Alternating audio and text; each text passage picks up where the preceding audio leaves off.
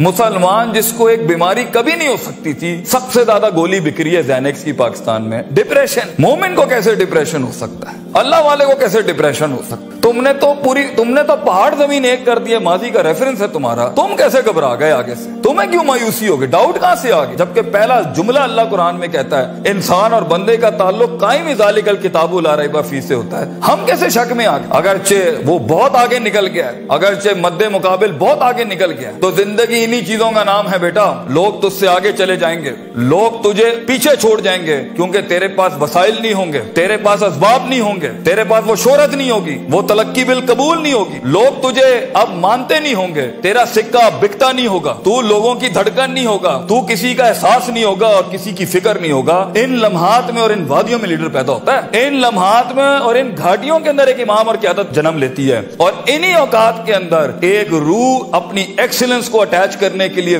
एक अहद उठाती है, एक अज़म बनाती है, एक कसद बनाता है, इरादा करता है, और उस इरादे को एक अमल की शक्ल इख्तियार करता है और अपनी जिंदगी के सारे रेफरेंसेस को माइनस करके एक नई तारीफ देता है अपने आप को। लेकिन अगर एक इंसान समझता है, एक गलत फहमी का शिकार है कि नहीं, जिंदगी को मैं जैसे चाहूं, जिस गलत तरीके से चाहूं, अपनी वैल्यूज को, अपने उसूल को, अपने ज़वाबित को, अपने कवायद को, अपने उसूलों को, इनको मैं बलि चढ़ा के, इनकी चीटिंग करके, किसी का हक मार के, किसी को नीचे लगा के, जिग जैगिंग करके अगर मैं निकल जाऊंगा तो तुक्के, महज इत्तेफाक, फ्लूक्स और कोइंसिडेंसेस, और इस तरह के 2 नंबर रास्ते बेटा कुछ अरसा तो चल सकते हैं। दुनिया के उस स्टेज के ऊपर जब मुकाबला होगा ना किसी सही वाले पट्टे के साथ, आप नहीं लड़ सकेंगे, आप नहीं उससे जीत सकेंगे।